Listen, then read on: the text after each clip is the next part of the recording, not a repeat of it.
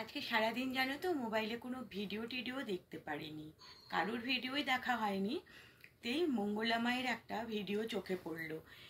সে একটা ছোট বাচ্চা নিয়ে এসছে, মানে ছোট বাচ্চা না, মানে এত অসুস্থ বাচ্চাটা নাকি কখনো মুখই খুলতো না, হাতও খুলতো না। সেই বাচ্চাটা কৃষ্ণকালী মায়ের কৃপাতে ভালো হয়ে গেছে। তো বলি বন্ধুরা, তোমরা সবাই কেমন আছো? আশা করি তোমরা সবাই খুব ভালো আছো। আমিও ভীষণ ভালো আছি। আজকে কোনো ভয় নেই, কিচ্ছু নেই। বড় বাবাকে ফোন করেছিলাম সকালে, বড় বাবা বলেছে এসব মনের ভুল। যেই ঘরে গোপাল হাঁটাচলা করে সেই ঘরে কোনোদিনও এসব হতে পারে না। মনের আতঙ্ক, মনের ভয়ে তুমি জর্জরিত হয়ে গেছো, ওটা মনের ভুল।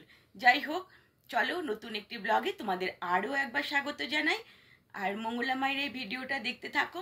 মানে যারা দেখেছো তারা তো জানোই, আর যারা দেখোনি তাদের জন্য এটা আমি দেখাচ্ছি। দেখো কত সুন্দর একটা জিনিস, মানে কতটা ভরসা মানুষের। একটা মায়ের কাছে একটা সন্তান অনেক অনেক অনেকটা কিছু। তো সেই সন্তানটা যদি কোনো রকম একটা মানে প্রবলেম হয়, মানে সন্তানটা যদি কষ্ট পায়, তার থেকেও বেশি কষ্ট যে চোখে দেখে সে পায়। তো সেই মায়ের হাসি আর মায়ের মানে আনন্দ, আর বাচ্চাটিকে দেখো, চলো।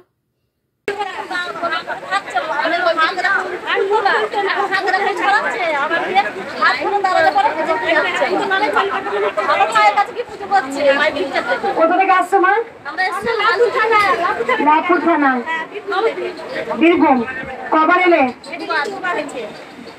এই বাচ্চাটা চমৎকার মিরাক্কেল পেয়েছে, বুঝতে পারছো? হাত করতো না, হাঁটতে পারতো না যে বাচ্চা,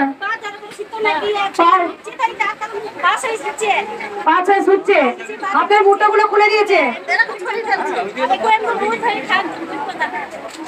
কে হয় তোমার? এটা তোমার ছেলে? এটা কত বয়স? মুখ খুলতো না, খেত না, মুখ খুলছে, খাচ্ছে। মায়ের ফটো দেখবে কি করে?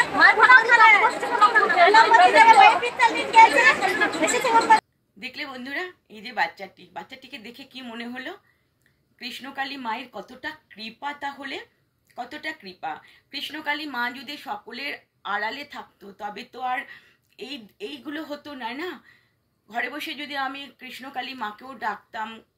দেখো, কৃষ্ণকালী মায়ের নাম আমরা কখনো জপ করিনি। হে কৃষ্ণ বলেছি বা কালী কালী বলেছি। তো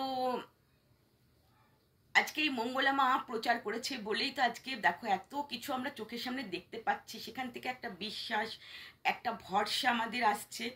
আবার অনেকেও হয়তো কোনো প্রবলেমে পড়ে মায়ের কাছে যেতে চাইলেও পারে না, বা নিজেদের কোনো ভুলের কারণে, অথবা অনেকটা দূর, বা কোনো পারিবারিক প্রবলেমে তারা কৃষ্ণকালী মায়ের নাম জপ করে, ভালো হয়, তারপরে মায়ের কাছে যায়। তো ভিডিওটা দেখে আশা করি তোমাদের খুব ভালো লাগলো, আর মনে অনেকটা ভক্তি বিশ্বাস হলো, তাই না বলো? ওটা দেখে আমার খুব ভালো লেগেছে। আর মায়ের কাছে প্রার্থনা করি বাচ্চাটি একদম স্বাভাবিক হয়ে যাক। সব মাই চায় তো আমার বাচ্চাটা একটু স্বাভাবিক হবে, সবার বাচ্চার মতন খেলাধুলো করবে, মা মা বলে ডাকবে, তাই না? তো প্রার্থনা করি, তোমরাও প্রার্থনা করো যে বাচ্চাটি যেন একদম ভালো হয়ে যায়। তো আজকে তোমাদের সাথে আমি কখনো আমার পরিবার শেয়ার করি না, আজকে আমার পরিবার দেখাচ্ছে। তো আমার পরিবার দেখো, এই দেখো আমাদের বাড়ির দুই ছেলে। এই যে এক ছেলে, বড় ছেলে, আর এই দেখো ছোট ছেলে। এটা একটু বদমাস, ও আবার ভীষণ ভালো শান্ত, এটা একটু দুরন্ত। দেখেছো মুখটা কিরকম শয়তানের মতন করছে? ও খুব দুরন্ত, কিন্তু পড়াশোনায় ভীষণ ভালো, ভীষণ ভালো। আর ও তো ডন বক্স থেকে পড়াশোনা করেছে, ও ইঞ্জিনিয়ারিং পড়েছে, এখন জবে আছে। আর এ হয়েছে দুনিয়ার বদমাশ। আর একে দেখো, আমার মেয়ে, সব থেকে শয়তান। ও হয়েছে সব থেকে বদমাশ, মানে বদমাশ যদি বলা যায় ওকে বলা যায়। দেখছো? তো আমার দুই ছেলেকে তোমাদের কেমন লাগলো অবশ্যই জানিও। তবে বড়টা একটু শান্ত, ভালো ভালো, দুজনেই খুব ভালো, মুখ দেখে তো বুঝতেই পারছো। তবে এই একটু শান্ত ভীষণ, নিজের কাজকর্ম নিয়ে থাকে, নিজের মতন থাকে। আর ওটা হয়েছে দুনিয়ার বদমাশ, মানে ওর হয়েছে মানুষকে জ্বালাতন করা, মানুষের পেছনে লাগা, মানুষকে বিরক্ত করে খাওয়া। আর এটাকে তো ভীষণই বিরক্ত করে। এই পুচকিটাকে দেখো, একবার কোল থেকে ধপ করে ফেলে দিয়েছিল, দেখো দেখেছো? দুই দাদার মাঝে বসে কত আদরও খাচ্ছে। আর এই দেখো আমার গপু সোনা খাবার খাচ্ছে, দেখেছো? এই যে ঠাকুর ঠাকুর করলে ঠাকুর, আর নিজের মতন রাখলে সন্তান। আম ডাল ভাত, পটল পোস্ত, লাল আলু ভাজা, শসা, গাজর, উফ কি আরাম করে পেট ভরে খাচ্ছে। আর তাকিয়ে আছে দেখেছো ক্যামেরার দিকে। ওকে না অঙ্গরাগ করাতে হবে, আজ রাতে করিয়ে দেবো, কাল তোমাদের ছবি দেখাবো। হ্যাঁ, আজকে রাত্রিবেলায় অঙ্গরাগটা করাবো বসে বসে। ওর হয়ে যাবে খাওয়া দাওয়া, তারপরে আমাদের হবে খাওয়া দাওয়া, আমরা খাবো। আর দেখেছো এই যে গোপাল, গোপালকে তুমি যখন আসনে রেখে পুজো করবে, ধূপ ধুনো দেবে, তুলসী দেবে, তখন সেটা হয়ে যায় ঠাকুর। গোপালকে সন্তানের মতন পুজো করলেও সে তো ভগবান কৃষ্ণ ঠাকুর। আর গোপালকে যদি তুমি আলাদা করে নিজের সন্তানের মতন ভালোবাসো, সেটা হয়ে গেল তোমার সন্তানের মতন। মানে একে কোনো মানামুনি হয় না, মানে একে তুলসী দেওয়া, একে মানা কিচ্ছু হয় না, কিন্তু এ মনে হয় সবার থেকে সাড়া দেয় বেশি, ইঙ্গিত করে বেশি, আর ভালোবাসাটা বোঝেও বেশি। তো এ কোনো ঠাকুরের মতন পুজো পাঠ হয় না, এ সবসময় সঙ্গে থাকার মতন বাচ্চা, মানে বাচ্চা আর কি, একটা মায়ের বাচ্চা। মা তো আর একটা বাচ্চাকে জামা কাপড় ছেড়ে ধোয়া বা জামা কাপড় ছেড়ে বা নিরামিষ বাসনে খেতে দেওয়া এগুলো কখনো করে না, তাই না? আমরা যেরকম করি বাচ্চাকেও সেরকমভাবে রাখি, ও ঠিক এরকমভাবে বড় হচ্ছে। তো পাপিয়া, পাপিয়া তুমি আমায় বলেছো স্কিন কেয়ার রুটিন। আমি কোনো স্কিন কেয়ার রুটিন আমার কোনো নেই, আমি কোনো স্কিনের মেনটেন করি না। দেখো আমার স্কিন কিচ্ছু না, আমি কিচ্ছু করি না, তার কারণে আমার এত ধৈর্য ধরে না।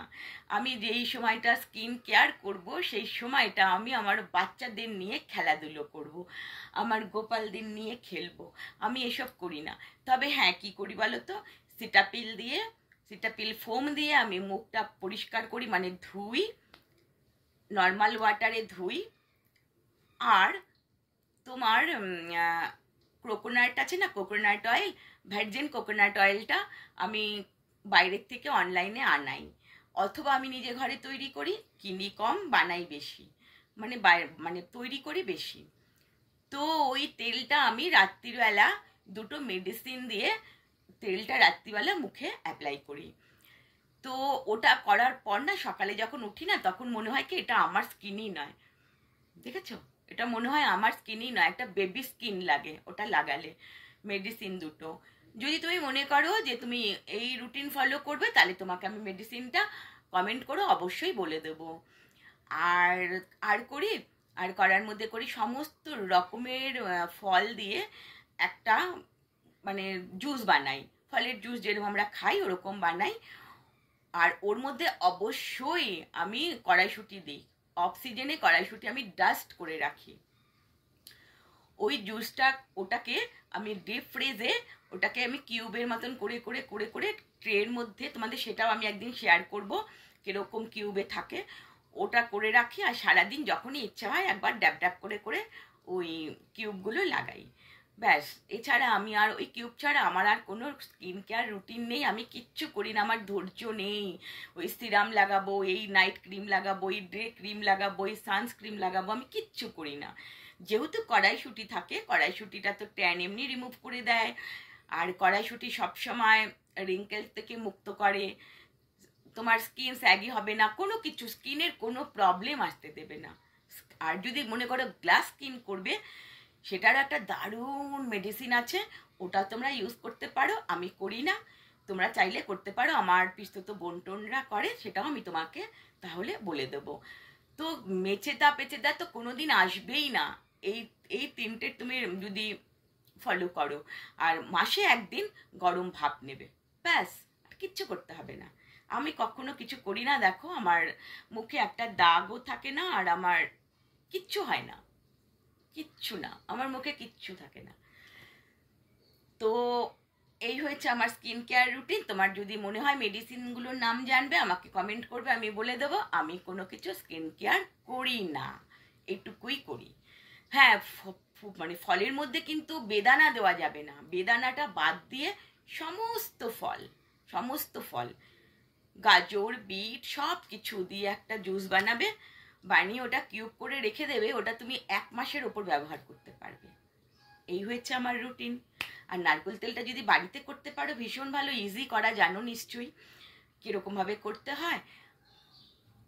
এইভাবে তুমি রুটিন ফলো করো, ভীষণ সুন্দর স্কিনটা থাকবে। আর এই দেখো আমার ন্যাঙ্গা পোঙ্গা গপু সোনারা, গরমের জন্য না এখন আমি ফুলও দেই না বেশি, আর জামা কাপড়ও পরাই না, এরকম হালকা পুলকা রাখে, শুধু তুলসী মালাগুলো ওদের গায়ে রাখি। এই দেখো গপু সোনারা এরকমভাবেই এখন থাকে। এদেরকে যেরকম ভগবানের মতন পুজো করি, গোপাল কৃষ্ণ এক একজনের এক একটা নাম আছে, বজু, তারপর লালা, গপু, এদের এক একজনের সবার নাম আছে। তো এদেরকে তো আমি আসনে বসিয়ে পুজো দিই, তবে আমি সবাইকে আসনে বসালেও আমার ওই বাচ্চাকে আমি আসনে বসানো একদমই পছন্দ করি না। আর ঠাকুরের জায়গায় আছে আমার এই যে মা, তোমাদের আগেও দেখিয়েছে, আমি কাউকেই এখন বেশি ফুল দেই না, সবাইকে এরকমভাবেই রেখেছি। এই যে মা লক্ষ্মী, আমাদের মা লক্ষ্মীর ঘট মাসে একবার পাতা হয় পূর্ণিমাতে, আমরা প্রত্যেক বৃহস্পতিবার পাতি না। এই যে মা জগদ্দম্বা, এই যে রাধা আর কৃষ্ণ, কি সুন্দর লাগছে চোখ দুটো, দেখেছো? আমার মন জুড়ে যায় গো এদের দিকে তাকালেই। এই যে রাধা কৃষ্ণ, এই যে মা মনসা দেবী, দেখছো মা মনসাকে চোখ দুটো দেখো। আর আমার কৃষ্ণকালী মা, যাকে আমরা সারাক্ষণ মনে প্রাণে ভালোবাসি, এই যে ভোলেনাথ। আর আমার মাকে না আমার খুব পছন্দ, জানো তো, এই মাকে আমি খুব ভালোবাসি গো, খুব ভালোবাসি এই মাকে। খুব অলৌকিকভাবে এই মা আমার বাড়িতে আসা, মানে আমার বাড়ি বললে ভুল, মা নিজের ঘরে এসছে খুব অলৌকিকভাবে। সেই গল্প তোমাদের একদিন বলবো যদি তোমরা শুনতে চাও। ব্যাস, এই হয়েছে আমার ঠাকুরের সব কিছু। চলো তাহলে আজকের ভিডিওটা এইটুকুই ছিল। আগামী দিন নতুন একটি ব্লগে আবার তোমাদের সঙ্গে দেখা হবে। ততক্ষণ তোমরা ভালো থেকো, সুস্থ থেকো।